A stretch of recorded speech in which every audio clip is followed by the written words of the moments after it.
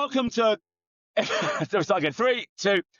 Welcome to episode 86 of the Groupchat Wrestling Podcast. It's late at night. I'm full of beans. I'm having a coffee on the way to the gym. There's only 2 of us today. It's me and Andy, and we're very much in sync with how we think things are with AEW at the moment.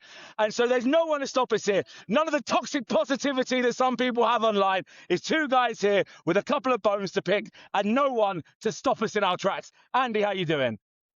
I'm all right, thanks. How are you? I'm good. I'm good. I'm excited. I feel I've got the floor today.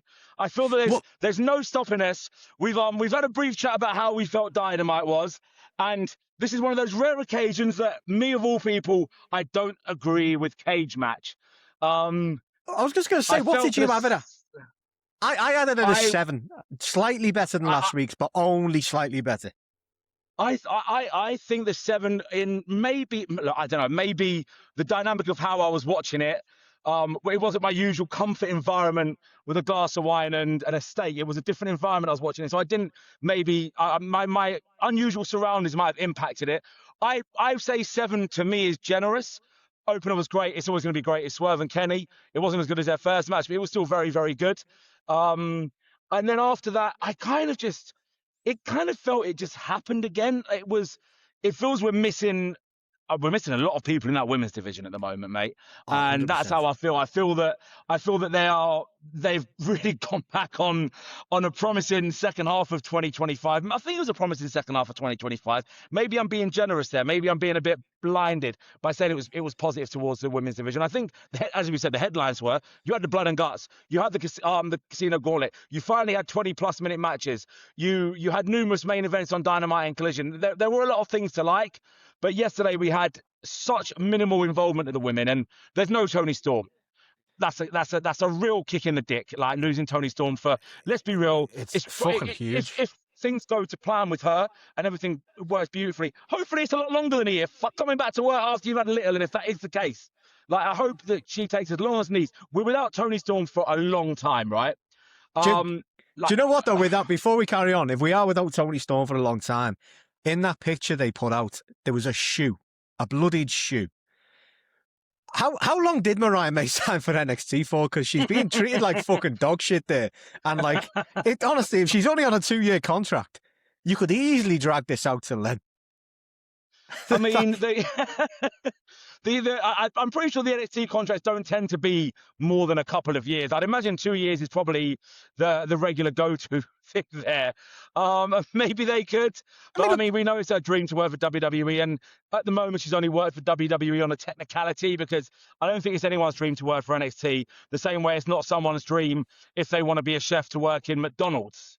Look, she wanted the WrestleMania moment. She got a fucking warehouse pulling someone into the fucking like down a trapdoor moment. I mean, like, I think WrestlePurist said it was like straight to hell, brought her straight to hell. But that was the same people probably who spoke, if you remember last time, about CM Punk doing a suplex off the top rope when it was actually off the top of the cage. Sorry, when it was actually off the second fucking rope. So yeah, I think straight to hell, man, a little bit over the top. But yeah, sorry, the women's division, it's fucking shite at the moment, isn't it? Like, I'm sorry, like, again, there's a few people that we're going to touch on, I think, over this broadcast?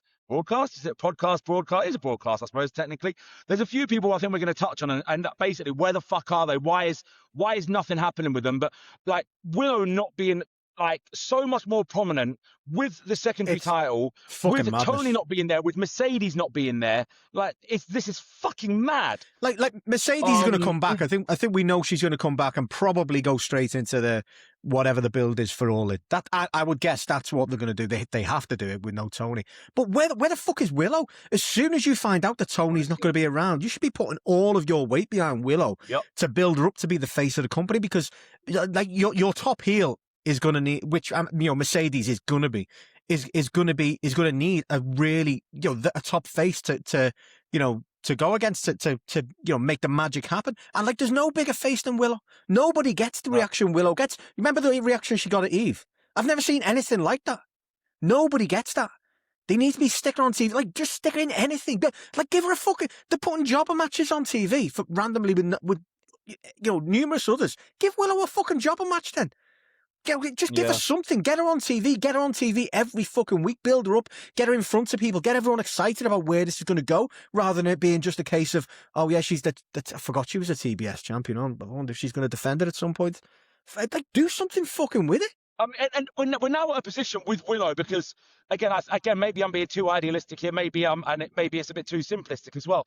I don't see how you get Willow from where she is now into a higher positioned role for All In, because again, we spoke a while about, like, get these TBS title off her soon. I thought she'd lose to Megan Bayne at some point. I thought that she would be in the world title picture, and as time goes on, and as you get older like we are, time goes real fucking quick. There's not a lot of time for it to be the satisfied. Look, when someone like Willow wins a world title, it's like when Hangman Page wins a world title. Like, you want to be invested in that. You want it to be a real moment. Some people can have that. Even when MJF won it as a heel at Full Gear 2022, fucking big moment, because it was MJF, and he'd been so much better than anyone else in the company that year as well. And so it was such a big moment, and you want that from Willow. But you also don't want her to drop one goal to then go and pivot and get the other one immediately, because it's not satisfying then. You want her to have like 4 or 5 months of this build to chase with it, not losing a title, then she's going to get shoehorned in, win the Owen, and then win the world title. So I'm finding that that's out the window now. No Toni Storm means that I don't know who Mercedes faces at All In, because I'm assuming she's going to win the world title there, or if not, win it beforehand and defend it then, because it's Mercedes. She should be in that role for All In, I think, and that's what I want to see there. But he said, who against? Willow is the perfect foil for that. Willow v Mercedes is the big money match. There's no Tony. That is the money match for Wembley, for 50, 60,000 fans, surely. It's a mad one, like, because, like, you're right. We've currently got a heel champ. How the fuck do you get the belts off the heel champ? Like, exactly. And you don't want to do it too soon either, because otherwise you're killing the reign. You at some point you're gonna have to get the belts onto another heel before the big Willow moment, or onto Willow to lose it to Mercedes, or do you just do a random kind of flip flop just to get it onto Mercedes at All In, and then Willow takes it another time, which I feel like would be a waste. But at the same time, you got to get the belt off Willow. The only way I can see them doing it really is if Willow wins the Owen, and in the meantime, in the time between the Owen final and All In, she gets challenged by somebody and Mercedes fucks her over and she loses, because of interference, and then just concentrates on taking that world title from her. But again, you have to get the world title on Mercedes first for that to happen, unless they're going to go with Tekla, at which point, what the fuck does Mercedes do coming into All In? I don't see Mercedes coming in as a face, no matter what. We said this before. It will not work. A character is all about money, money, money. A time when we're all fucking struggling to turn the heating on, or fucking, put any fucking fuel in the car, so, like, it's not going to fucking work. I don't know what the answer is. I feel like it's been left too late now at this point, whether they were relying on Tony or not. Regardless, this is why we constantly bang on about you should be building up other women, build them up, have them ready for stories, so that you're not having to, someone wins a title and it's like, oh fuck, okay, someone can have a title eliminator. Title eliminators are bollocks. They shouldn't come out of nowhere. You should have a feud ready, someone ready to step into that next feud, someone who's next in the pecking order who wants that title. That title should be the most important thing in the women's division, as the men's should be in the men's, and people should be waiting there, wanting that title and fighting to get to that spot where they can say, I'm the next fucking challenger, I want that fucking title. But they failed on that. They failed on that for a fucking long time, to be honest. I mean, we can look back at Mariah May's run when there was nobody, and we randomly got a Thunder Rosa challenge out of fucking nowhere, and 3 Anna Jay matches, bizarrely, which, yeah, whatever. And like, they've done that again to a certain extent with Tekla getting a Thunder Rosa match. I get that it was the Thunder Rosa fucking hometown pop and all that, but I don't care. She should not be in a world title match. It makes no fucking sense logically. Sometimes people can just have a match in their hometown. It doesn't have to be for the world title. Exactly. It's just actually have a match and win, and then it's a feel-good moment for everyone. It's not like there's no other women on the roster she could have had a big match with in her hometown. It doesn't have to be against a world champion. This is a big issue now. Yeah, They've frustrating so many of these women off. That look at Statlander now. Statlander winning the world title with a fucking roll up in a 4-way with a 2-week build was bollocks. And you can see them doing the same to Willow. That's the thing. You want a satisfying Moxley Hangman moment for Willow. She'll probably end up winning the world title by accident, because there'll be an exposed turnbuckle. She'll get thrown onto it, accidentally fall back, land on Tekla and pin her like that or some crap. Because let's be fair, they don't put the women's division well. We can't hide the fact that most of those women get called off as soon as they start getting hot. The ones that are over, the tag champs, fucking over as hell. Willow over as hell. And again, she's not on TV. You got Tony out. You got Mercedes returning. She needs to come back soon because at the moment, he's just, you know what's going to happen with the booking with the women's division until Mercedes comes back. It's going to be formulaic. It's going to be predictable. It's going to be here, damn. There's your segment each week. Like who's Tekla's like realistic next opponent for Dynasty? I have no idea. Like I was thinking that earlier. Like it's going through like, who's realistic. It's definitely not Mina. I'm looking through there thinking I genuinely don't know. Are they is it got to the point they're actually going to bring in Charlie, the former Dakota Kai, because they've got no one else, and they need a face for. I don't know who's going to be. Are you going to bring Anna Jay back for a fucking world title match? She might get eliminated. I mean, I was hoping yesterday. I mean, I'm foolish to hope with this. I was hoping Athena's music was going to hit after the match, and Athena was come in and lose though. That's the thing, and I don't want her to come in and lose again because I don't understand what the fuck they're doing with Athena again. It's something that you even start to forget about now. It's like last year when she came back into Dynamite for a bit, she had some fucking great matches, and she's got presence and charisma, so and then just like back to Ring of Honor. See you later. Good luck. It's like, come on, fucking put some effort in, give them some time. Like I feel like with the women's division, it's like 2 steps forward, 2 steps back. Like we get excited because they do a few things and we go, okay, here we go, we're going somewhere now. And then like a couple of weeks later, it's back to one match and like, you know, a fucking bang average match at that, and that's it. Nothing else. Maybe a promo if you're fucking lucky. It's I don't. We could have had Athena last night. But again, we can roll out. We can literally sit and go through the women's division, and we can say all the people we could have seen on there that we didn't get to see. We did get Tekla against Mina, and we got. We got a backstage segment with the tag champs, and that was the only. There was very little else for the women. Am I right in saying? We had a mixed tag. We got the mixed tag as well. So I mean, maybe I'm being a bit harsh here, but it still didn't feel enough when you're not seeing enough people on TV, and we're saying like, where is Athena? Where's Willow this week? Why is Willow not more front and center? But there's still got time for a Rocky Romero match. I mean, like exactly.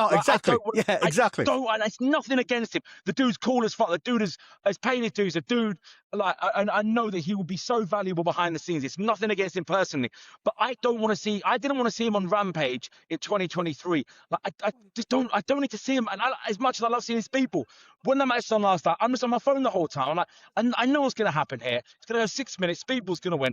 It's not going to be a memorable match. Nothing significant is going to happen here. Like there's so many other people in the Don Callis family you can throw in there. Literally anyone, and the match is so much more entertaining.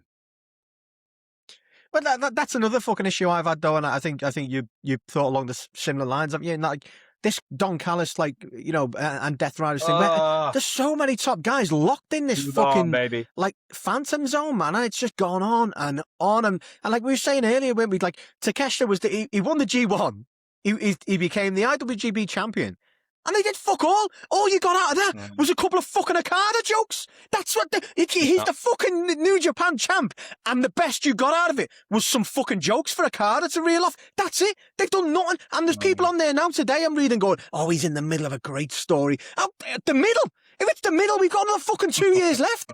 Because it's fucking gone on that long. Like do something with him, because you're at the fucking risk of like just wasting this opportunity you have. Like, what are they?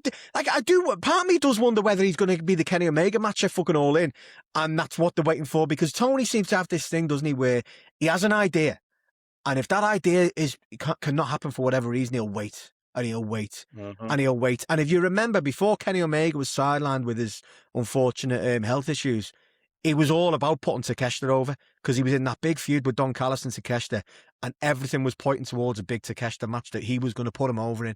And that never happened, obviously, for, you know, obvious reasons.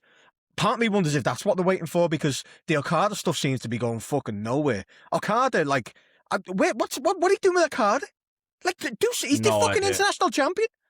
Put him in matches with people. It's the international champion. I'd rather see him on TV than fucking, like, again, no offense to Rocky Romero, but like, Speedball Okada, give me that match. Yeah, we've seen it. I'll see it again. I'll watch it 5 times. Just fucking do something with him, because it's Okada, and we're wasting the best fucking years he's got left. The same as people are saying about Kenny Omega now. Okada's in the same boat. Yeah, he's not fucking, you know, he's not like the same in terms of health issues and stuff. But the guy is, he's basically, we've had a year and he's barely done fucking anything. And you just, it's like, you know what it's like? It's like fucking Liverpool with fucking, sorry to anyone who doesn't understand football, but it's like Liverpool this year with this fucking bald fraud running. You know, someone made a great comment this week, but why do bald frauds ruin people's last years? Triple H ruined John Cena's, and Arne Slotter's ruined Mo Salah's. But it's the same thing. We got fucking Salah, Van Dijk there, a couple of other players who are maybe like fucking 30 or whatever, and we've wasted a fucking year. This is a year when we could have been still getting stuff out of him, and we've completely wasted a fucking year. And I feel like that's what happens with Okada. Like, what? Do say it's fucking Okada, for God's sake, you know? It's like, I think it was 2 years ago. It was 2 years ago this week that Okada made his official AEW debut, wasn't it? I think it was a fortnight after Revolution 2024. It was, yeah. It might have been a week after. It was around that, between Revolution and Dynasty. And the again, I don't know what his contrast's like. And again, he's all for getting the bag. I'm saying this as a fan. 100%. Like, the little we see him outside of like pay-per-views or the C2 season, we see literally fucking nothing of the dude. Like, and again, I'll hark back to people we saw on Dynamite last week or the week before, and people that we're not seeing. Is fucking mad. It is a bit of a head scratcher at the moment because again, we know how much better they can be than they have been. Well, I'll stay with Takeshita for a minute there because he's like, if they're waiting for All In for that match with Kenny for that is fucking ridiculous. I'm hoping, I don't know what I'm hoping maybe Takeshita Fletcher, that's the match for All In. Maybe I'll be much more invested in that. Let Takeshita win the TNT title off of Fletcher. Then I actually think that's probably what they've got in mind. It might even be double or nothing that happens. I'm not sure. I think that's the pathway for him. If they're trying to wait off, then if Takeshita ended up leaving and going to WWE, I would not blame him because he has been one of the worst booked men when it comes to ability to exposure that they have ever had in AEW. I agree. But I do not get how you are not making this guy who is so endearing and so charming, who has the same male qualities like for a male as Willow does, the endearing side that you want to fucking get behind this guy. You care about this guy. You want to see this guy be successful. You want to see this motherfucker be happy. And it is just so stop-start. It's so uninspiring with him all the time. And again, it's just one of many issues you get when you have such a bloated roster. And it's still even more remarkable that when you've got such a bloated roster, you have a Rocky Romero match on Dynamite. I think what's made it worse is the fact that, like, you nothing against Rocky Romero. You know, we've all kind of discussed it on the podcast, and a couple of people disagree. But like the fact that we've had this Death Riders Callis vortex for 3 months randomly out of nowhere. John Moxley was a face, then he wasn't a face, then he is a face, then he's a tween, and now he's not again. And the Callis thing seems over. Like that to me, that just tells us that like that was padding until Will Ospreay was back, which makes it even worse. It clearly was. It makes it even worse that we've wasted all of this 3 months worth of time with they committed to that bit. It's it does. They committed to the bit. What was that point of that World's End promo for Moxley? And then whatever they were doing between now and then. For it suddenly to be, we're back at the day before World's End now. Forget December the 27th to March the 22nd happened. Fuck that. Forget it happened. We're back where we were. It's fucking bizarre. It's just really weird. They've literally fucking retconned it. Like it's fucking madness. Like, it's not all bad. Like, I'm loving MJF's title run. I feel like they're doing it. Oh, it's definitely not all bad. It just should be better. MJF's been brilliant. MJF has been literal perfection. This title reign so far, he has been so fired up and is so on point to make this. Like he's so fucking good. It's just and he had everyone earlier on today like completely wrapped around his finger on social media for a couple of hours as well. He's the best, man. He's the best at what he does. He's the best fucking. Is he Gen Z? Yeah, he's Gen Z. Like Gen Z. Like, no offense to any Gen Z listeners out there. I always think like you're not the most like you haven't got the most like. I don't know, oomph about you a lot of the time. He's got a lot of oomph. He's got a lot of energy for this shit. Like, he is putting the work in. He is not shying away from work. He is putting in graft. There's that's another thing though. Like, I was chatting with Mike about this, and we were saying like, is it just that Tony doesn't book face champions very well? Because they did fuck the Hangman fucking run. It was fucking dog shit. Like, and I was thinking back, and I can't think of it. Can you think of any outside of Orange Cassidy, which was a fucking hell of a run? I can't think of many face champions that they've booked a good. They seem to only book heel champions well. Like face champions always seem to be out the chase. It probably is easier to book a heel champion because there's always an insatiable desire from the crowd for the title to be taken off that person. If they really don't like them, if they're a really good heel, you want to see them get their comeuppance. It definitely is. I'd say I'd imagine it is a lot. Like even you look WWE for the best part of 2 decades, John Cena was probably held the title for faces 80% of the time, and he was still getting booed by the crowd. So that's why it was probably easy to put the title on him, because people were still invested in him losing the title. Like Omega's reign, like he turned heel during the reign, didn't he? Mox was still a tweener at that point. Then you've got Hangman. Both, let's be fair, neither of them have been above a 6 out of 10 reign. I'm kind of being a bit generous there. No, they were Punk's reign lasted the best part of 7 seconds. MJF's reign again, like it was still good when he turned face, but then they, because of the injuries and stuff, they dropped the ball with it because they didn't know how to pivot. That's the only one. Again, people wrongly remember it. That's the only one, the MJF one and the Orange Cassidy one. But like you say, the MJF one, he was a heel for fucking most of that run until he turned face, and then it went off the boil because of injuries and that. Like, but it was brilliant when he was a face. It was great, man. It was 13 months title reign. He was probably a heel for the first 7 of those. And then the first 2 as a face were really good. Then Adam Cole got that injury. And then the last couple of months, it was quite damaging to his character for a while, I think, because it wasn't well done. It was a bad time. I do think that the end of 2023 the second half of 2023 was a particularly bad time for AEW. It's a shame because on it in hindsight, when you look back at that, though, the story was so fucking compelling with MJF in the fact that he was this fucking horrible scumbag who had actually started to trust somebody and like somebody, and it was a great story. And then just, the injury just thrown it off, and then it was like, it got a bit too fucking cartoony with the fucking masked men. And they dragged it out, and that's what people remember, the end of it. Also, the other issue is, it was really, and again, people were trying to deny themselves. There were the whole Adam Cole and MJF dynamic was brilliant, but it was literally the only thing on TV that they were doing. They gave no stories to anyone else, just matches. No. Just here, MJF, here's Dynamite, MJF, Adam Cole, banger segment, and here's a couple of banger matches. And that was literally all they were doing at that point. There was literally, again, you look at the All-In card, read that, tell me the build-up to any of those fucking matches. They had a stadium stampede based on nothing. That first All-In was like it was like a fucking house show outside of the MJF Cole match. It was literally just thrown together random matches, It was going to be a house show until they sold fucking so many tickets, and they're like, oh, we better put a bit of effort into this. And now All In is their WrestleMania. And All Out went from being what I always thought of to be the main event, to being like the most backup pay-per-view they do, because shove it a week or so after All In and just, whatever in it, vibes. But anyway, sorry, I stressed. Speaking of All In, what do we think then? Omega or MJF? What's going on?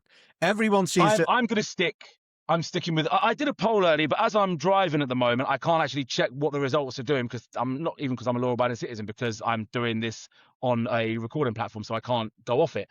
I have no idea what the results are there. Look, I think most people want to see it be Ospreay v Omega. I think it will be MJF v Ospreay for numerous reasons.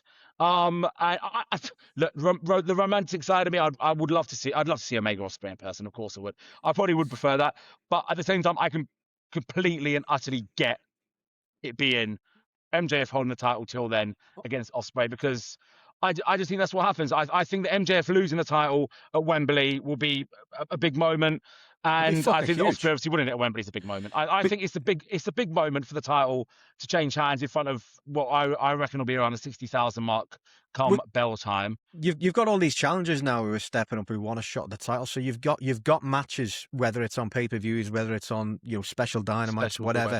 You've got matches now where MJF can be defending this title.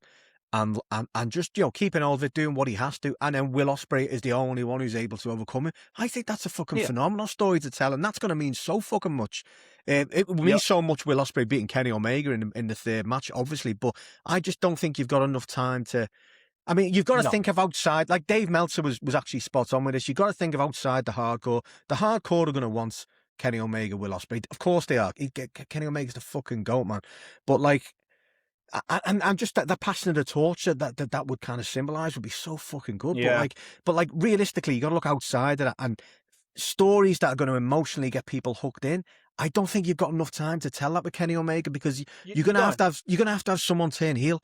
Whether it's Ospreay or Omega, it would probably have to be Omega, because Ospreay's at Wembley. I don't know. I still think it would work with Will Ospreay turning heel, but I don't think they're going to fucking do it with this big comeback. No, not Wembley. And you've not got time to. I just don't think you've got time to do that.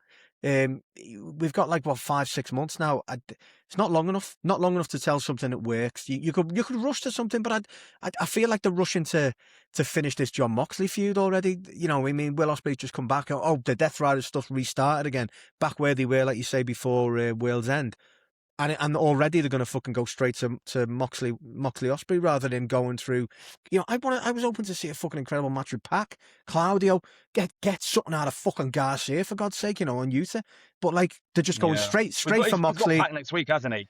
Yeah, but it's a Dynamite match. I just meant like with something with a bit more meat to it. Hopefully it's still a fucking absolute banger because the two of them. I was excited when he started talking. I'm like, fuck, they're going to do Omega v Pac at Dynasty. I'm down for that. And, it's on Dynamite. I'm like, and again, I should be like, I don't know why. Like, am I just getting to this point now where I'm not. I don't want to be anyone that ever moans about getting amazing matches on free TV. No. But I am at the point that I do think that the matches are going to be that bit better on pay-per-view than when they're on free TV. I'm sorry, they are just going to be. Like whatever Pac and Ospreay do next week on TV, it would have been better if it was a Dynasty. And that's just how I think.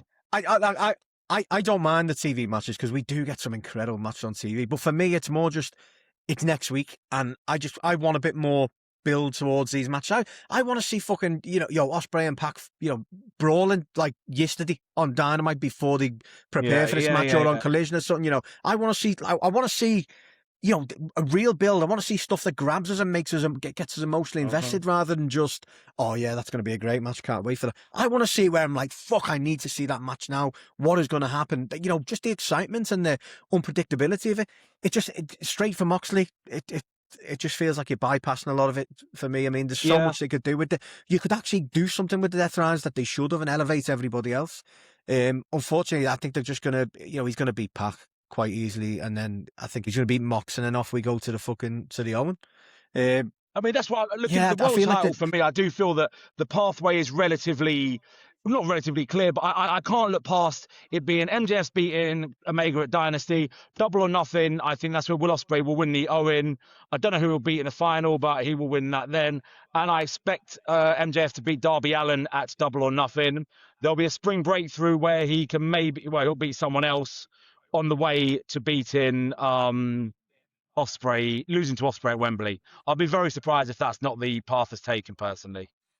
It should be for me. I mean, I would love to see Kenny Omega against Will Ospreay at Wembley, but I do think MJF makes more sense, and it's going to be the bigger deal at the end of the day. Will Ospreay, Kenny Omega as a match is a big deal, but just the story of MJF having that title now and Will Ospreay being the one who, the one he's come back, he's the hope for all the fans to take that fucking belt off MJF after he's beaten everybody who comes at him. And you've got this lineup of challengers now. You've got Andrade, who's probably going to split for the Callis family, I would guess, and just be a tweener, which is what he should be. More just Andrade, the better for me. Get him on fucking telly every week. You're going to have Speedball wants a chance, doesn't he? Like you say, maybe Brody King gets another shot.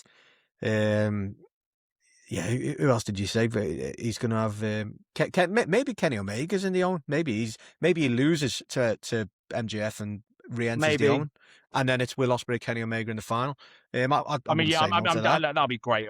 That'll be great in New York. Yeah, I'll be down for that. Like in my own head, as we've been talking, I feel I've got a good all-in card in my head. I just don't know what Omega does. I mean, there's still that dream match that I won't say the name of now because it upsets people. People on Facebook take the information as gospel. We were saying that before. Yeah, it's either for me. You've got like if it's not Will Ospreay, you've got Takeshita is the obvious one, and the other fella, the phenomenal fella is an obvious one. Maybe they offer John Cena the bag, and we get a John Cena Kenny Omega. I know. I wonder how much that would take. I wonder what, because everybody has a price. Everyone has a price. What would that price be? I don't care to see it because I don't think it's very good. I was about $1 million man. Look, Tony's got the money. Surely if Tony just said to him, fucking X amount for a match, write your number down. One match, one build, one match. I think he'd fucking do it. He doesn't know the WWE anything now. He's left. It's done. He's an actor now. Fucked up your retirement run. Yeah. The head booker is not your friend. It's not the same company and the same people that made you rich in the first place. So you don't need to have loyalty to TKO. There's absolutely no reason to have loyalty to TKO. Do you know what? If he wasn't on the board, I think The Rock would also be one who'd take the money and do it. But the fact that The Rock's on the TKO board puts a spanner in the works there. But I think he'd do it as well. You're putting that. He's got no loyalty to Triple H. It's just the fact that he's No. on the TKO board kind of fucks it up a little bit. But I think there's a lot of these guys who, if you just offered him a blank check and said, how much? Go on, one match, one build, let's go. I think they'd fucking do it. It's a Definitely. job.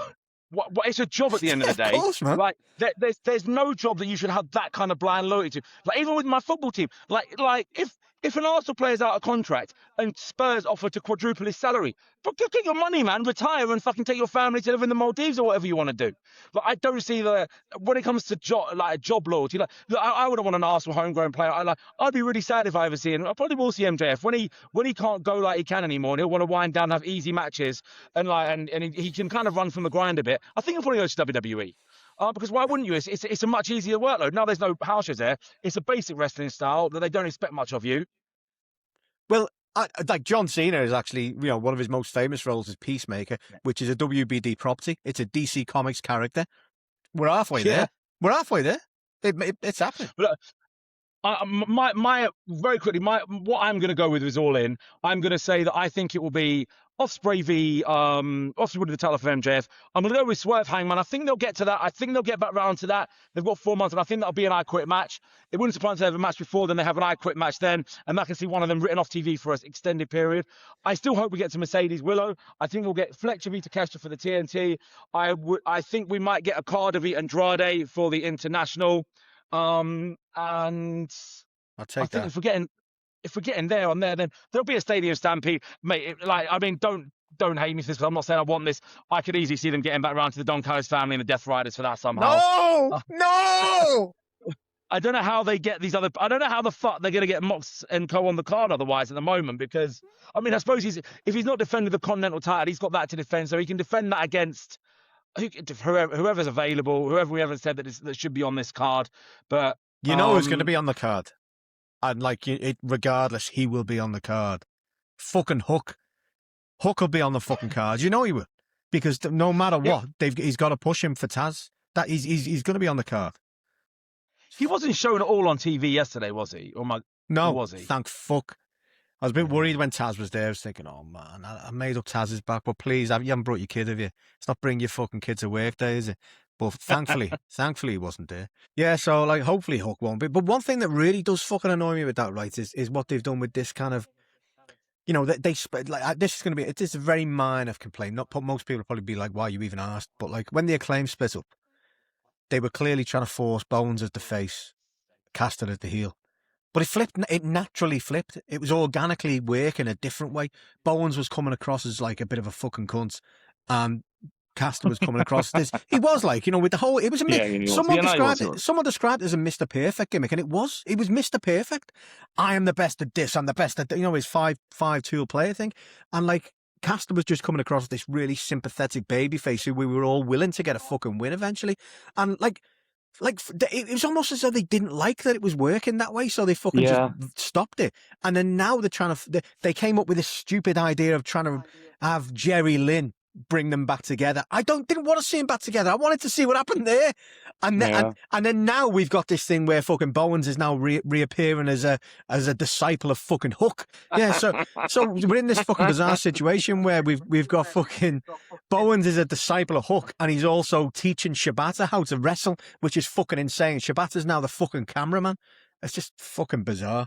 But yeah, back on the All-In card, I don't feel like I want Swerve Hangman, because I feel like I don't know if Hangman will be back at that point. I would rather see him out for a little bit longer, just because I don't want him to just come back as a fucking heel, and that worries me.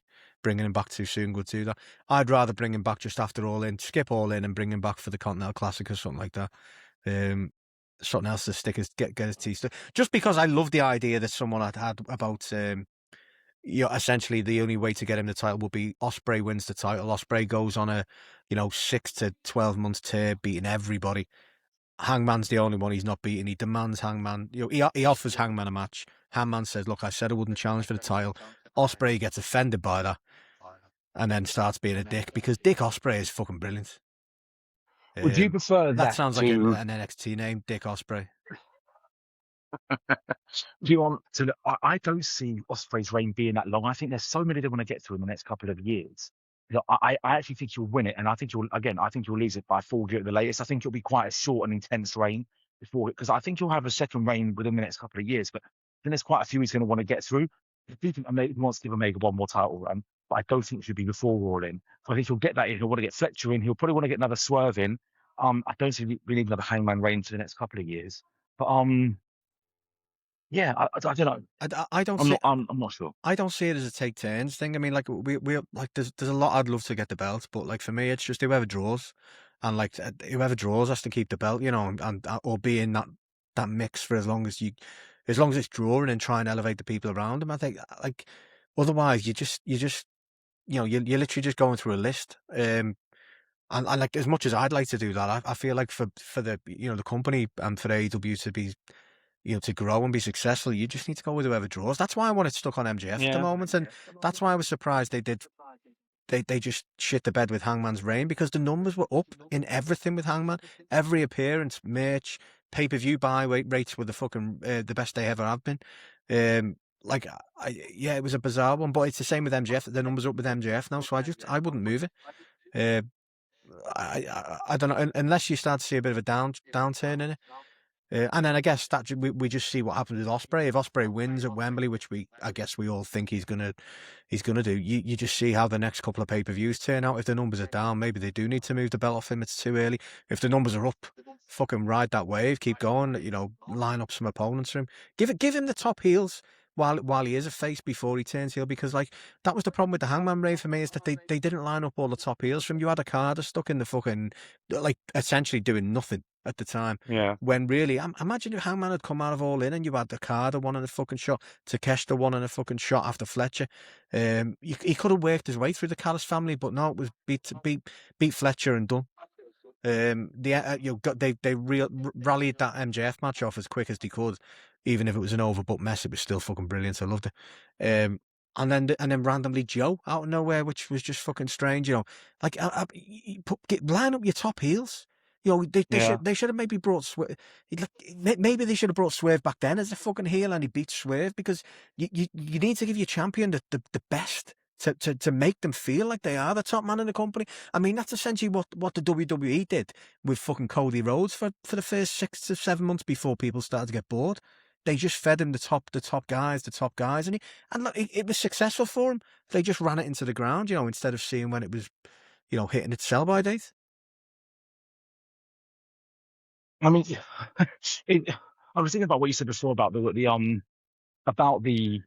way that they do book face world champions, and like if Ospreay does, let's say he does win the title All In again, because the whole thing about this podcast I think today is that we want to look at what they can do differently going forward to keep things, especially after All In, because obviously there was a big crash after All In last year, right? I think we can also say there was a big crash in terms of the quality and enjoyment. Definitely. And investment. What do you think they should do? Let's say Ospreay wins the title, then Ospreay Omega or MJF, probably MJF. What do they do for the next few months after that to keep it? I go with Okada. I put Okada straight into the mix. Give me Ospreay Okada. I've the Don Callis. What could you do to make the first 4 months of that title reign brilliant? Actually, I would go Fletcher. I would have Ospreay beat Fletcher. And then I would have Okada step up, and I would have the Don Callis family throw everything on him, every one of their top guys. And you know what? Have him beat the fucking no marks in midweek matches, just like treat them as jobbers because he's your world champion. They should be jobbers to him. And then give him Okada. That's a big fucking tempo match. That's a fucking huge match. Fletcher is as well, actually. Yeah. Give him a match with Mark Davis. Mark Davis is fucking phenomenal right now. And I've seen someone tweet today, in another universe, Mark Davis is world champ. I totally fucking agree. Yeah. The guy's fucking amazing. And again, that's something we didn't see. Swerve, get Swerve in the fucking mix. Give him a big match with Swerve, and I'd have him beat Swerve. Because the heels are too protected, I think, in AEW. There's nothing wrong with a heel taking a loss against your number one face at all. Like the heel can lose, the heel's the scumbag. It's fine. They'll come back again. They'll find another way. Maybe give MJF a rematch. I don't know who will be heel at that point, whether we'll see any more. Jay White could be back. He could be heel. But line up your best guys and have them ready to fucking to give him a good fucking run as a face champ before eventually, I hope, he starts to become a bit of a dick and becomes Dick Ospreay, not the NXT guy, but Dickhead Ospreay, the fucking, because he's a great fucking heel, man. He's such a good fucking heel. going off the world title, right, I just touching on Swerve there. So obviously, I think he's been built up pretty well since turning heel. It's been an Yeah. enjoyable run so far. Where do we go with him now? What's his path? That Let's ignore Hangman stuff. What do we do with Swerve that was to my keep worry. him hot? That was my worry last night, losing to Kenny. Now that it was a tough one because like I personally would have had Swerve win, and then had Kenny go into the Owen, but then I don't know, but like Swerve MJF, I don't want a heel match. I don't know what you do with Swerve because like he's lost to Kenny now. Who does he go after next? It wouldn't surprise me if we don't see him on the diet. I mean, I'm not saying I particularly want this, but it wouldn't surprise me because I do think they'll go with Swerve and Hangman at All In because again, we know Tony wants the blockbuster card. The way that Prince of Man used to try and make WrestleMania 35 be the biggest match on paper, even when it didn't really make sense. I think he really wants this All In card this year to be potentially the pinnacle of what they can do. Because I think we'll get it with the tag title ladder match being there, and I think we'll get Hangman Swerve. It wouldn't surprise me if you want Hangman Swerve, then the best way to go about it, I think, would just be to. I've got a pass for it. To run the Elite story for me and have him destroy Kenny Omega. That's what I'm saying. Yeah. I think Swerve could easily cost. Swerve could cost Omega the title at Dynasty. I'd like that. They can have a match at Double or Nothing. That keeps in the matches. They can have another match, like probably with a stipulation, the third match.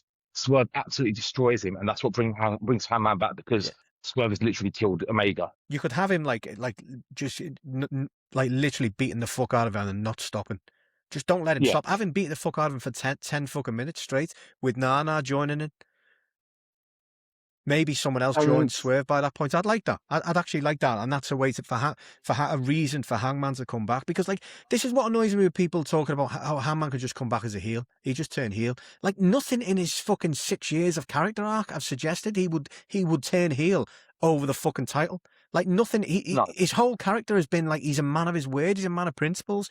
The only thing that did force him to turn, and it wasn't even a proper heel run. It was a fucking vigilante run.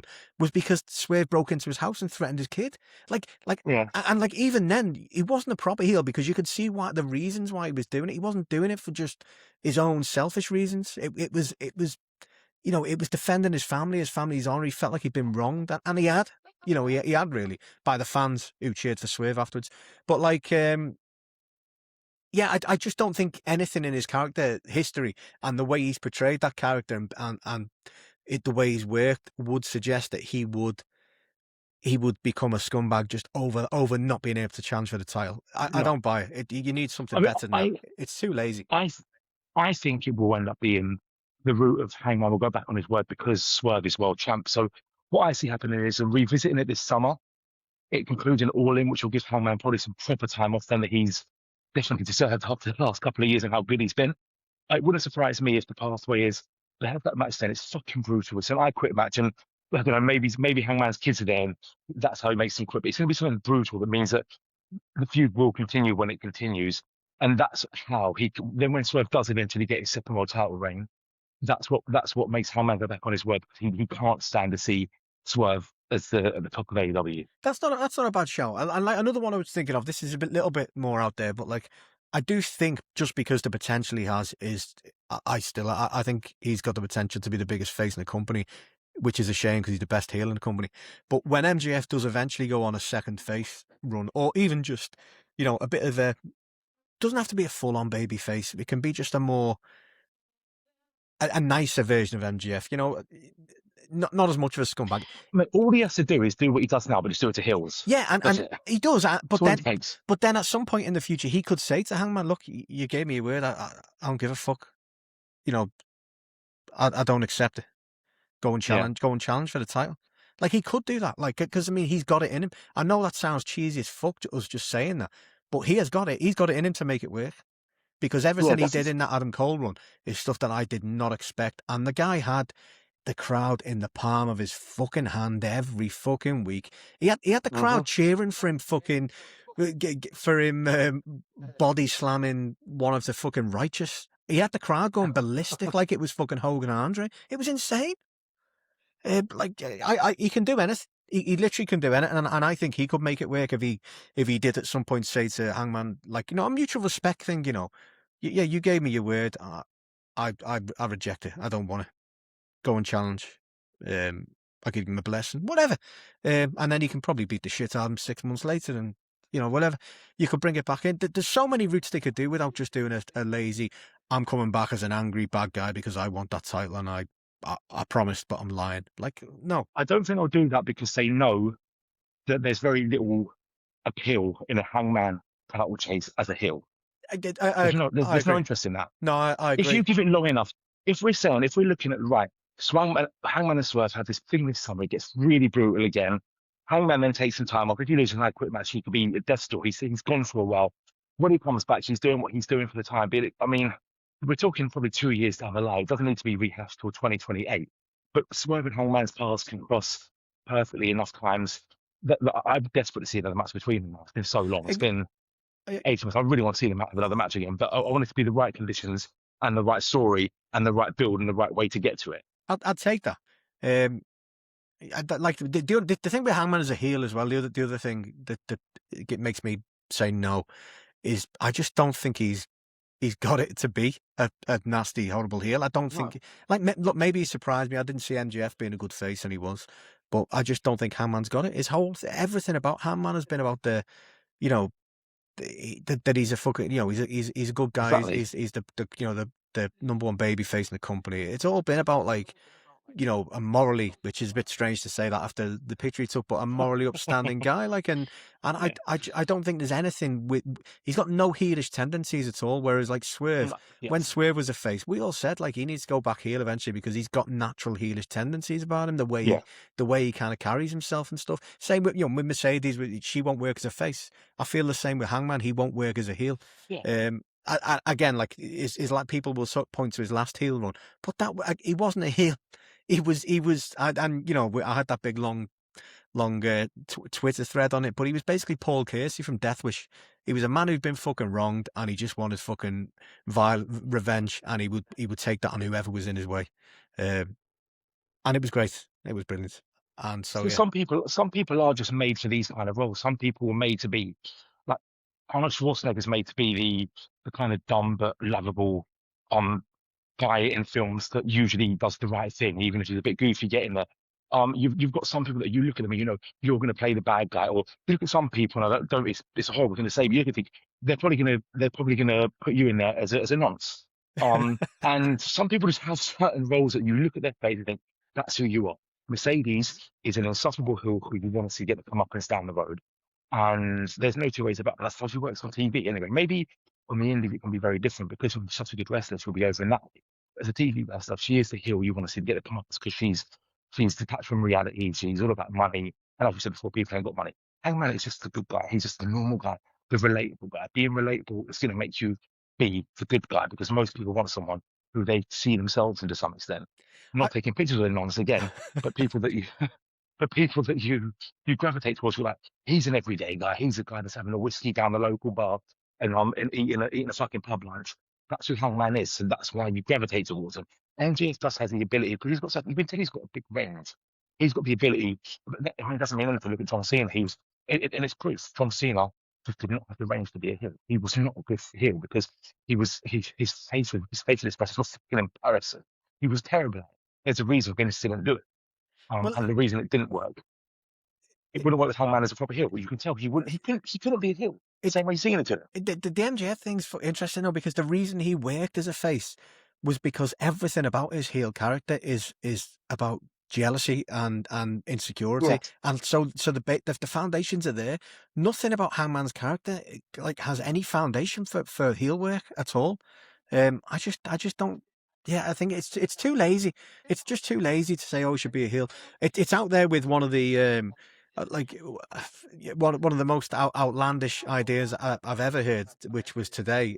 Apologies to who wrote this on Twitter, but it was terrible.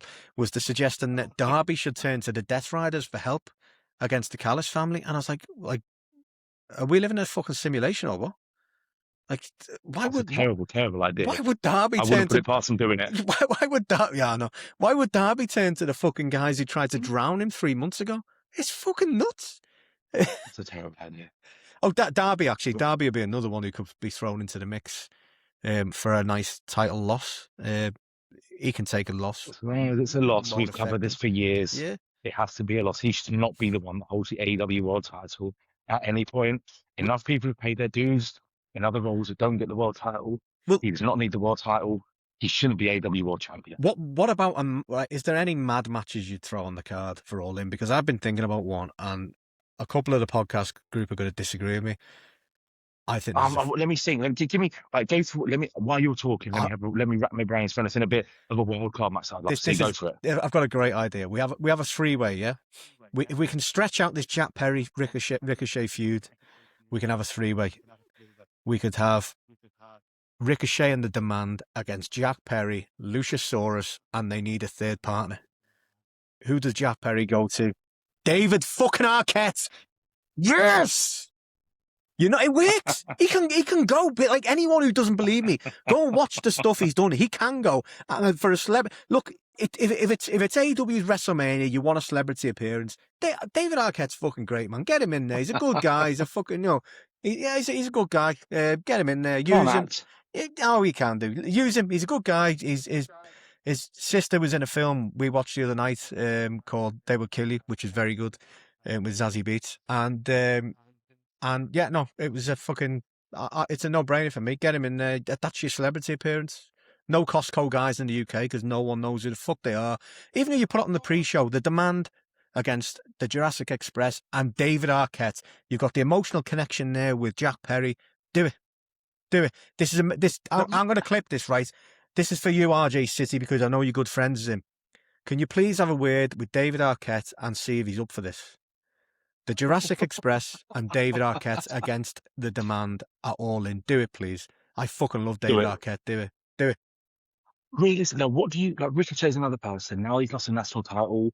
Obviously, there was a lot of controversy on social media with him last week that, as always, will blow over. They don't seem to what do you do with him? Because they don't seem to have cared on AEW. He was in a promo last night, wasn't he? Hyping up his next match. So I don't know. I personally would have Jack Perry drop the title to him in not Dynasty, but maybe the pay-per-view afterwards. I think Ricochet was perfect for that title, and for everything that the title needs to be used for. He loves going all over the place, challenging people on the indies. He's done a lot of Rev Pro stuff recently, and just look, outside of that stupid fucking tweet, his character's been great.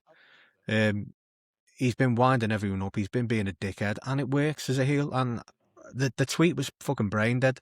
It was moronic. It was an awful thing to do. He took too long to delete it. But at the end of the day, I'm like, look, I'm not defending it at all. I'll make that clear. But at the end of the day, the dude gets fucking death threats to him and his wife all day, every day, and we've only seen a few of them. I can't imagine how many there is that he gets.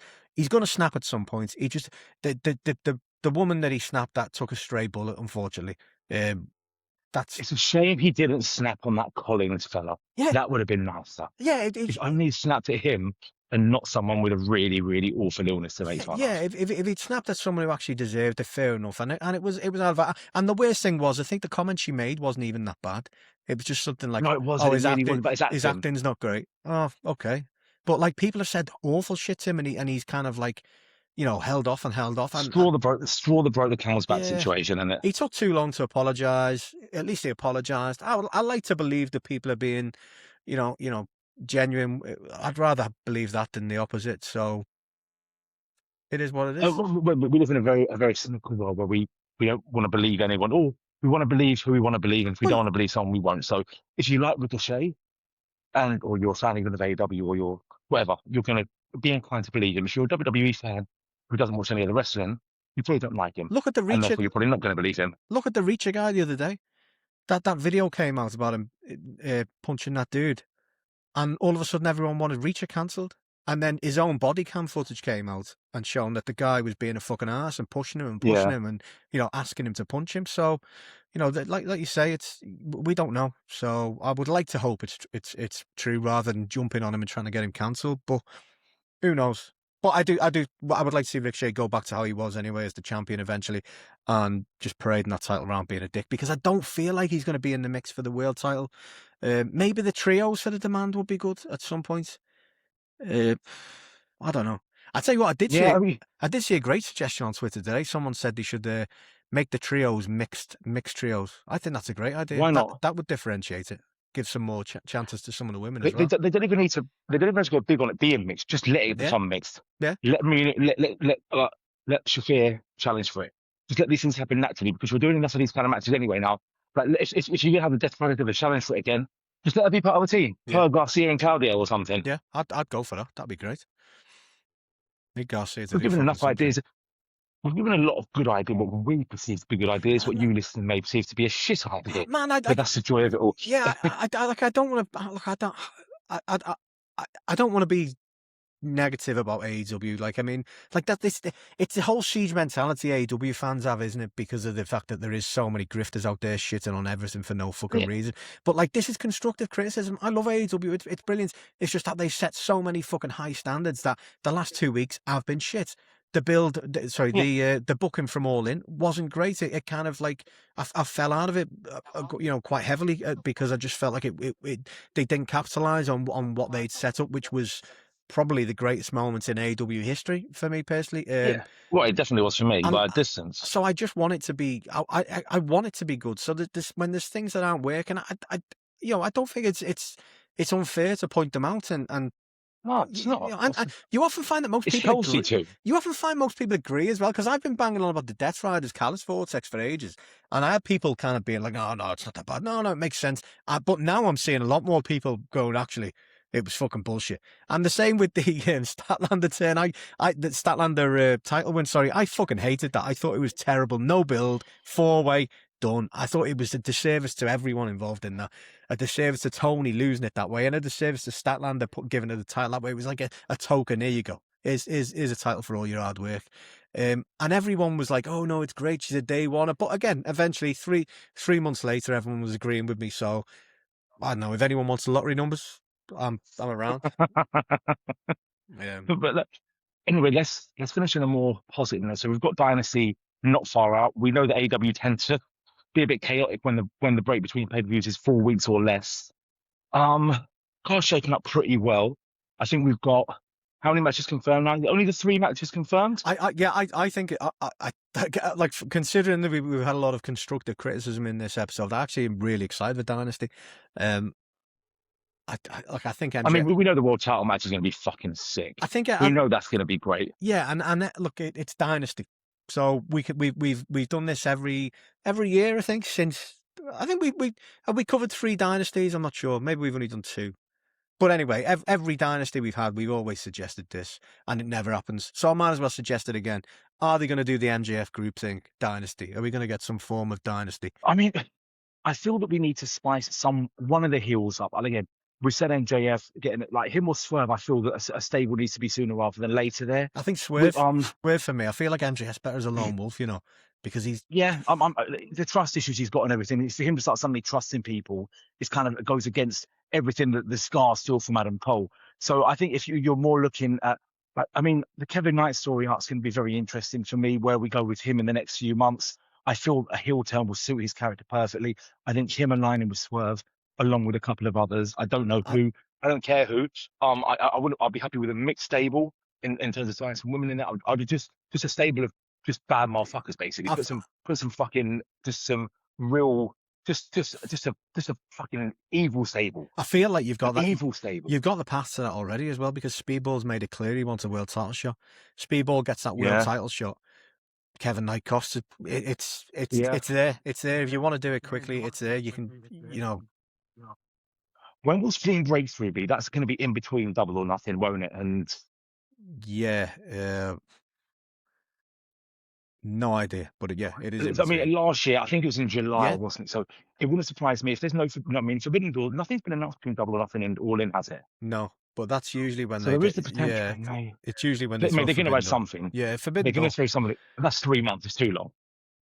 Yeah, 3 months is too long. A couple of specials will do, because then you could get a couple of nice defenses out there with builds. Because like we've had some great defenses on TV on the specials in the past. We have, yeah. Like, give us more of them. Because Forbidden Door, it feels that it's really bizarre that we've not got anything announced past. I'd assume we'll get something announced sooner rather than later. Because the longer it goes on, the longer it seems like they might be going for a big build this year. Because you look at Forbidden Door now and think, I don't know how it works. And do you even do you even go a bit left field? Do you throw Forbidden Door into Arena Mexico I and think go with something like that? I think it has to be Arena Mexico, doesn't it? I mean, that's been all the talk, and it makes sense. Look, Forbidden Door generally is a very hard pay-per-view to book because we don't want another AEW pay-per-view, and it's very hard to do a Forbidden Door. I think you said this yourself, actually, when a lot of people don't know who the wrestlers are from these other promotions, so it's a hard sell. But you've got to think, 2022 was the first one. You've got to think the Forbidden Door roster, the New Japan roster then compared to now, and the visibility that a lot of those people had, and a lot of the names that were more household names in New Japan are either retired, not what they once were, or now wrestling on American soil. Yeah. So it's quite hard to feel invested in these matches. There's not the dream matches that they were. There's probably one or two you can put out, but I think it does need to be. They need to be mindful that last year's Forbidden Door, it was very, very loose with the term forbidden. It was, I'm trying to think of a more placid term for forbidden, because there was fuck all forbidden about it. The same with it was AEW's, maybe it was 3 or 4 other people. Sorry, it was the same the year before. If you remember, there was Swerve Ospreay headlining. Yeah. For it's a strange one. You can't do titles. My suggestion of making it a Survivor Series type show, I think, is fucking great, to be honest. Teams from each promotion get in there. And then, like the old school Survivor Series, the good guys team up at the end who are left, the bad guys who are left team up at the end. That I mean, it was always going to be Warrior and Hogan. Let's be honest, that's what they did at every show. It was fucking good still. It was great, man. That one when you had I think it was Warrior, Hogan, and fucking Tito Santana. Tito Santana, yeah. That's the only time they did it. That was the only time they did the big the meet at the end. So 90. So Warrior won. And the Hills had like one full team. Yeah, it was like 5 or 6 on 3 had in the 5, end. Didn't they? Because it was $1 Million Man. It was did the Undertaker eliminate himself? No, he got counted out. Yeah. There was. I can't even remember. Was Demolition in it? No, they were Mr. Perfect team against. No, he was against the Warrior. It was Warrior, LOD, and Texas Tornado. What a fucking team that is. Yeah, it was them. What a team that is. And they beat Perfect in all 3 because Demolition were on the way down by then because they already had crushed. And Axe could barely move by that point. So they were bordering. Why they never did LOD for Demolition at WrestleMania 7? I was looking at that card earlier. Sorry, just random one throw out there. LOD Demolition, mad. It was just because what are you doing? It was only just because Demolition was Vince's version of LOD, wasn't it? Essentially, he didn't want to. Yeah, he didn't want it. So he had him get squashed by who was it? Kenru and someone at WrestleMania 7 instead in a 3-minute match to no sound, and Demolition had lost their theme music. Utter nonsense. Anyway, so that's gone slightly off track of talking about Dynasty. We've gone back to Survivor Series 1990 and WrestleMania 7. But yeah, that's what I would do for Forbidden Door, Survivor Series, old school Survivor Series type. I mean, I love those matches. I remember it was during the Attitude Era, so nothing made sense. But it was Survivor Series 99, and it was the Thursday, and the pay-per-view was on a Sunday, and all they had announced was Kurt Angle's first match and the world title match that was meant to be Austin Triple H Rock, that obviously Austin was injured for. And then Sunday on a Thursday, they just dropped 4 random 4-4 Survivor Series matches that made no sense to anything. They're like, fuck, the show's this Sunday. Right, them. And it was like Big Show, Blue Meanie, and Gilbert and someone else, or Job Squad against. It was just absolute chaos. But I love them. I like those multi-man matches, especially some elimination matches, especially if there's stakes on it. That would be the thing. What are the stakes at the end of it? What is the incentive to win this? Because no one cares about fucking blue brand, red brand, or no. I'm not doing this just for my employees. I'm doing it for something, a title shot, something down the line that makes me want or need to win this match, and to team up with people I might not necessarily team up with. That's it. Like people say the board of people winning title shots at tournaments. I'm not. It gives them a reason to get that fucking title shot rather than just walking into the arena one day going, I want that, I want a shot. No, fucking earn it. You know, you don't get that in any other sports unless Don King's running the promotion or Dana White. You know, one of those two cunts. So who else? What else do we think is going to be on the Dynasty card anyway? Sorry, we've gone way off. So we've got Kofi Christian beating FTR. Are we going to get? We've got MJF v Kenny. We've got Mox v Ospreay. Have we got anything else confirmed? Are we going to get? No, we haven't got anything confirmed. But we're going to get the women's tags, surely, or are they going to be relegated to TV? Surely they're women's tags. I mean, you have to have Bane and Cross. Yeah, I'd assume so. Honestly, I'd be happy for them to rush a fucking rematch and drop the titles if Penelope Ford is back, and then have Penelope Ford and Cross win them back, and then have Bane take the TBS title off Willow quickly. I'd be happy for that. I think they just go free birds straight away, and it basically just transition into it being Cross and Penelope. I'm happy with that as long as as long as they like make it pretty clear to us, and there's like a gradual transition of it. If they're all at ringside, who's going to fight, and then it basically turns out, hey, Megan Page not really going to defend these titles anymore until suddenly she does one time, and it's oh shit, it's her instead of Cross or whatever, or blah blah blah. And then Megan Page should I think she should dethrone Willow and go on an absolute beast run with the TBS title. I think that would have made much more sense. I agree. I mean, like, look, they could go Freebird route, and then Tony comes out one day and tells him, "No, I'm not having this. You're gonna pick your team and stick with it." He could do his, I'm not even gonna do it because Bane and Cross. No, you're not allowed to do this anymore. You have to pick a partner. You're gonna have to stick to the two partners because that's what we're gonna do. That's what he could do, you know. That's a good impression, to be fair. It's like he could come out and do that, and like I'd be happy with that. I mean, look, it's a means to an end. They've fucked up the booking so much that it's in a very tough situation. Get the TBS off Willow, and move her on. And look, Megan Page can just go on a run destroying everybody then. And then, so what do we do for? There's got to be at least one of the women's singles titles. There's no path for either of those titles to be defended at the moment, is there? No, that's the problem. Like, I mean, like, who's Tekla's next opponent? Really, is there again? We started off with this, so I guess we'll finish with this. But they haven't built any women up outside of title matches, so we don't have a logical, woman in place who will be the next like challenger, the next babyface challenger. There isn't any. You want it to be someone there's. You want to believe there's a temp. You want a match where if you do a poll, at least 15-20% of people think the heel's going to lose. Yes. You don't want one of these matches like when you had Mariah May beat Anna Jay, and no one in their right mind thought there was a chance that Mariah May was dropping the title to Anna Jay, because she wasn't going to drop the title to Anna Jay, no matter how many times she fucking faced her in a 3-month period. It was so obvious.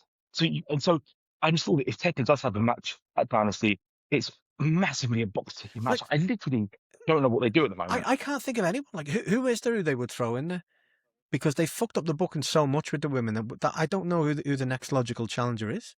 Maybe like, does Harley Cameron randomly get a time? Like, this is where we're at. Which babyface women is there?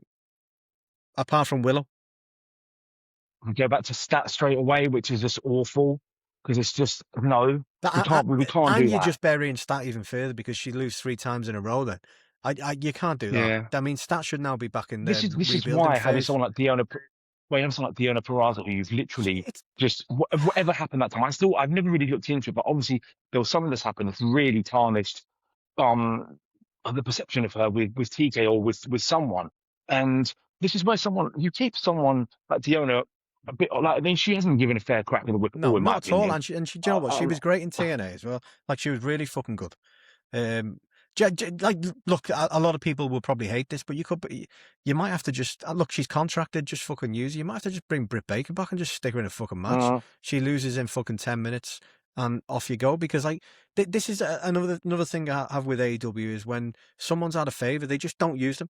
Like, use the fuckers, but make them fucking put someone over. Yeah.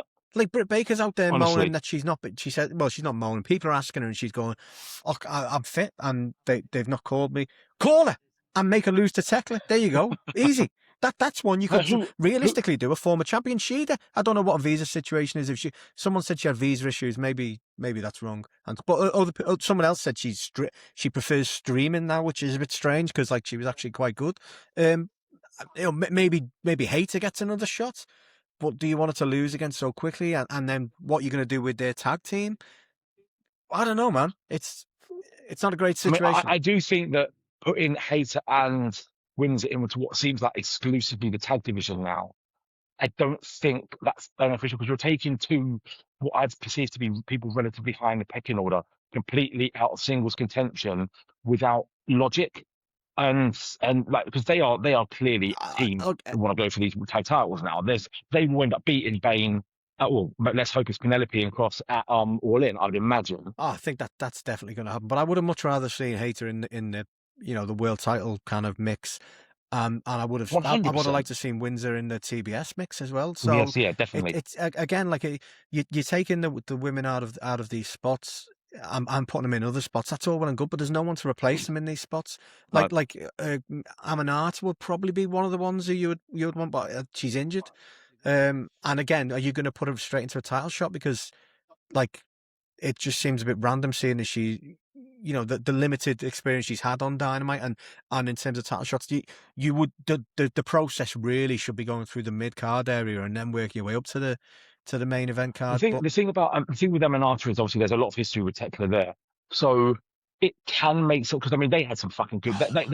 They did a great. Emanata has been a key part of how Tekla got over because 100%. when Tekla came in, that was the thing that got the crowd interested. We were interested in that. The thing is, the way the crowd's on, because that was such a short period, and it was how long ago now? 8 months ago. How much are people going to pick up on that immediately? Yeah. Oh shit, yeah. Like, there is those things because it was such a quick thing that didn't have any kind of pay-per-view payoff or anything, or not a significant one anyway. You think like, I would be up for that, but again, she needs to come back. I mean, the way to do it for Dynasty is shit though. She rushes back, she interferes next week or something. But if she's fit, this is if she's ready to return because she's fucking great in the ring as well. But it just feels very anticlimactic because we know she's going to lose in that position as well. So it's again, I don't like any match on pay-per-view when it's just such a painful, obvious foregone conclusion. It's just put that on TV. I'm just looking through the roster now, and there's real fucking lack of depth in baby faces in the women's roster. You've literally got Thunder Rosa had a shot like the other week. Are they going to bring Yuka back for a match? Yeah. Taya, is she Canadian? I'm not sure. We've got. She's not getting a shot on pay-per-view. Yeah, right, maybe they bring Rio. She's not getting a shot on pay-per-view. Maybe they bring Rio back. I don't know. Like the Persephone is probably the best shout, I'd say. That's a great shout. To be fair, that's actually a good shout. That's immediately the one. Again, of all the names that we said, that's the one that immediately spikes my interest. It's going to be a really good match. Yeah, and again, it feels like a foregone conclusion, but it's not impossible. It will be a good match. It's giving someone exposure that you've just signed to a dual contract. It's good for CMLL before Forbidden Door as well to introduce more of their talents on a high-profile stage to the American audience. I think that could be that could work on numerous counts. That's got to be the best shout because looking through that, there's, I mean, Mother Wayne's on the fucking women's roster. Like, I mean, there's not like considering we always compliment how stacked the women's roster is. There's no baby faces. Statlander, like obviously Karen Jarrett's on the roster, man. Fucking, they're not gonna do it. Camille is in the shadow realm somewhere. Nyla Rose is banished from TV for some reason. She hasn't been on for ages. It's a shame. She was great at fucking E as well. Yeah. That's just cowering to these cunts. Harley Cameron, babyface, but like no. You can't put that on pay-per-view again. You can't put that on pay-per-view. And then TV's fine. It's a bit of fun, not on pay-per-view. Then you've literally got Anna Jay and Deonna and Britt. Do you know what? I'd bring Britt back. I would if she's fit and she's willing to take a loss. This is what happens when there's never any in-ring promo time. This is what happens when you have one segment for 15 minutes on a 2-hour show, and then the rest gets put on Collision. But the fact that people dip in and out, people don't get any momentum, and this is what fucking happens. Like whereas heel wise, there's quite a few you could throw in there. Red Velvet's a face, I guess she could, but again, they've not built anything here. Like this is the ones that have made like a Britt Baker return, Persephone. If Aminata's fit, but if she was ready to return, surely it would have been this week after the Mina match where you bring her back. Yeah, I know. Surely you don't wait another week. We've got 2 Dynamites and 3 Collisions left, and the Collision's live this week. So we've got 1 live Collision, 2 Dynamites, and 2 pre-recorded Collisions to get to probably 8 matches, and we've got 3 so far. Do you know what? This is realistically a pay-per-view where you may not have a defense because then you've got to have Willow. You've got to have one of the 2. Then Willow's got to defend it. There's enough heels on the roster that Willow can defend it. Yeah, I mean, look, there's quite a few. I'm not going to go through them all, but there is a fair few that Willow could go against. And it being the mid-card title, you've not got that worry of putting someone in who doesn't deserve it. It's the mid-card title. It's fine. You can do a squash match or whatever. I'd have every Sky Blue on pay-per-view. You know why? Because they had the build together. They're friends. They started through the ranks. I would like to see Sky Blue get a match away from Julie Hart to see how much he has improved. I would as well, because do you remember when Sky Blue was just having that run of matches where she was on every week before she was officially signed, and you could see she was getting better every fucking week. Every week, yeah. And I feel like she's not. I wouldn't say she's dropped a little since being in tags, but she's just not improved. She's not pushed on, and she really was improving a lot every week. she was hitting some absolutely perfect cold blues as well at that time. But on this roster, by the way, I'm just looking now, and you will be relieved to hear that Chris Jericho is still on the roster, and he's still waving at us, God for that. which is fucking great. So another match is for like that I think is possible. Is it Andrade? Who's Andrade going to go against? He needs to be on the card regardless. Fucking, I'm looking through this roster, you know. I didn't realize that the men's roster has about 2,000 fucking people. Mate, and there's so many of them that I'm happy to see as well. That's the thing. And that's where I think a lot of our gripes come from, because we know how well they can do storytelling. We know how good the TV matches can be, but you do need more substance to these pay-per-view builds. And we're 3 weeks out. I feel that last night we should have got more than one match announced, especially because the rest of the card is relatively unclear, which means a couple of the matches, but yes, will be brilliant. But you've got 4 weeks here. You've got 4 hours of TV. So you've got 16 hours to do, 16 hours of TV. Build these matches immediately. Get them into shape. WWE were quite good at churning those out back in the day in the Attitude Era. A pay-per-view would finish. The next night on Raw, you know half the card for the pay-per-view in 4 weeks' time. Joe, this is why last week's Dynamite was so disappointing, because it was coming off a really good pay-per-view, one of the best pay-per-views they've done.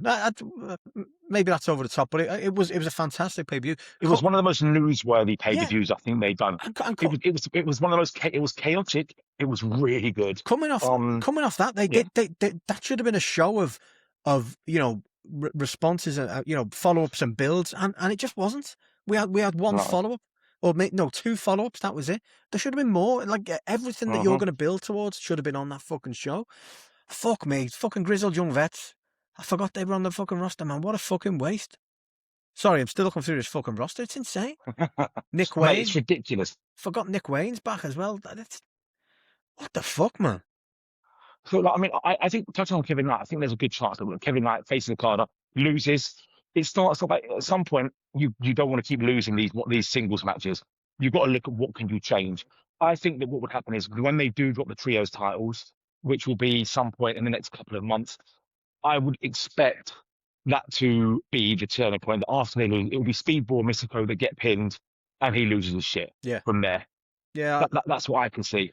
I think that's a good one, and I get like we say, Speedball probably ends up getting a title shot as well along the way, and Kevin Knight's like, having lost the continental, not continental, the international title. Wait, which one's he got now?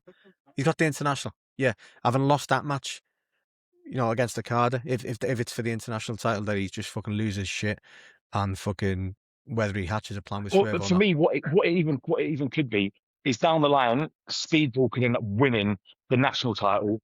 That's where the jealousy kicks in. He turns on him after that, and then that could be. I'd happily see those two go one-on-one. I think they've earned. I'd love to see that match at All In. Yeah, but then I don't get my David Arquette dream, so fuck that. No, that's a good idea. So for the rest of the Dynamite card, I guess we'll see next week. What if there's any build or any hints as to what it could be. But one thing I was thinking about, like, I don't think obviously it's not Dynasty, but this is going to be for post Dynasty or along the way, depending on what they do. Would you completely ignore the 3 or 4 months worth of stuff that they did with the Hurt Syndicate, or would you have the Hurt Syndicate go after MJF in between a mini feud and just tie it up, just to get to so we didn't waste 3 months of watching that, or 4 months, or however long it was, just because they essentially just forgot about it 1 week, didn't they? And that was it. That's the worst thing. Like, no conclusion is worse than a bad conclusion. Yeah, exactly. Something, because it blurs the lines between reality and, to the extent that I don't want it to. It's like if a soap opera did it. If a soap opera stopped the storyline midway through, which again I'm sure soaps do all the time, because I don't think they get the most elite writers in there. I like that's so unsatisfying, because you're taking away my sense of disbelief. I want this sense. I want to suspend my disbelief. And you're fucking me in the arse with that shit. Well, one thing, like, don't treat me like an idiot. One thing you could do with it is, like, I mean, it's so fucking simple as well. Because do you remember the whole contract signing thing? And we were like, they didn't even read what they've signed. They've signed something. Yeah. Mark Sterling ran off. Like, you could have Shelton won a match against him, and MJF said, you didn't read that fucking contract. It said you can never challenge me. Whatever. I know, something. You could have anything in that contract that you could use to actually make it slightly interesting. You don't even need to wait for Bobby Lashley to be back. It could just be Shelton. And do you know what? That'd be a fucking really good match as well. And I do think that Shelton is a innocent bystander in what it potentially is some issues with Lashley not wanting to lose, not enjoying the program with MJF for whatever reason. And I think that MVP and Shelton, they earn their position on TV. Again, I don't like seeing too many old guys at once. And at one point, there were too many old guys. I don't want to see no old guys. I'm happy to see a couple of old dudes. Not everyone needs to be fucking 32 and bouncing around doing fucking triple somersaults and shit. Shelton gets a pass. I like to have a happy balance. Shelton gets a pass because he looks like he's about fucking 25, yeah. And he's fucking great in the ring. There's nothing to not like about it. And MVP's a good mouthpiece for him. Like Lashley, I didn't really resonate with Lashley and AEW. I was never a big Lashley guy. I've never really enjoyed him that much. He's in the Miro bracket for me in that, like, he's hard to make work in a company where his whole gimmick is that he won't, his whole thing is that he's this big dude who just doesn't lose. You have to lose at some point in AEW. Yeah. Everybody's lost in AEW. You can't just go on forever unbeaten as an unbeaten monster because it doesn't work in today's wrestling. Even if you are losing from a small package or a roll-up, you haven't got to be squashed and flattened and having someone pin you with their fucking foot on you. But like you're a dude in your 50s now. Like your matches, your singles matches are never going to be above a 3.5 star kind of scale, and that's probably being at best now. Like you really should, like, I don't know, maybe my opinion, maybe give back more in that 100%, yeah. And like, way, I suppose they've re-signed as well, haven't they? Didn't MVP recently say they've re-signed, or at least he has. He's signed another deal. So just use them, get them out there like that. Yeah. That'd be a great bit of padding for MJF's reign. That'd actually be something good in between pay-per-views. Mix it in. Have the stories cross over. I have Lashley have the Shelton demand a match, and something's in the contract where MJF could say, "Fuck you, I don't have to accept anything," and look at the contract. Just at least call back to that because they made such a big deal about that, and we watched so many fucking 20-minute fucking segments that just ended in nothing. Yeah. So yeah, that's it, I guess. But I'm tired now, so I'm just starting to talk shite. Do we have any questions today? No, because this was a late last-minute one because we've left it late this week. A lot of people weren't available, so it's I was at the Attack show last weekend, and we'll do a review. We were able to vent. We were able to vent without judgment, Andy. We were able to vent our slight grievances with AEW. But look, again, AEW's on a brilliant run up to Revolution. Revolution was an absolutely fantastic and very entertaining show. The subsequent two Dynamites have ranged for me from pretty poor to just above average. I just want better from the TV. That's what I'm saying. It's not that deep. It's still the best wrestling show on TV by a fucking long way. And like, if you're criticizing something, like it's not like, people have to accept that, like, not everything hits. And I have very high standards for AEW, so like I'm only criticized because I care and I want it to be, I want things to hit, I want things to make me feel, and when they're not, I don't like that. So I'm gonna be like a spoiled child. It's that simple. But look, we've got 2 weeks to sort this Dynasty card out. What we've got so far, we know is going to be very good and very satisfying to varying degrees. And I'm sure the next couple of weeks will give us a few other tantalizing matches. What have we got on Dynamite next week? What have they announced for it? Because I've not really paid that much attention. Oh, fuck. They did announce one thing. 1 second. Tony announced on. Oh, here we go. We've got Jack Perry, Brody King, and Kenny Omega against The Demand. Okay, so, yeah, okay, cool. Ricochet's clearly not in the fucking doghouse. He's fine, and he's going to beat the shit out of Kenny Omega. And Collision, they announced a couple of matches last night, didn't they? Because Collision Live I have such heightened expectations because I feel the difference between a Collision taped and a Collision Live is so big. Yeah, it's I can't actually find them, to be honest. I know they announced 2 matches last night. I remember thinking, oh, cool. I wasn't like, oh, fuck, it'll be on Cage Match. But they've gone back to another place. They've gone back to wherever they are this weekend, somewhere Rapids, and they sold like 1,800 last time they went there. And the crowd they weren't Spokane levels of shit. They weren't even wherever they were last week. That Dynamite was a really bad crowd. Sorry, we were talking shite then earlier because we've got the women's tags. Women's tags, Bane and Cross against Babes of Wrath. So that's on Collision. Yeah, that's on Collision, and so something will come out of that. Something has to come out of that. That can't be a normal match. where we just have the heels win, retain. Something comes out of that, whether it's a challenger for Willow, whether it's Penelope, if she's cleared. I have no idea. She could be back next week or in 6 months. I've got no idea. Fingers crossed it's next week.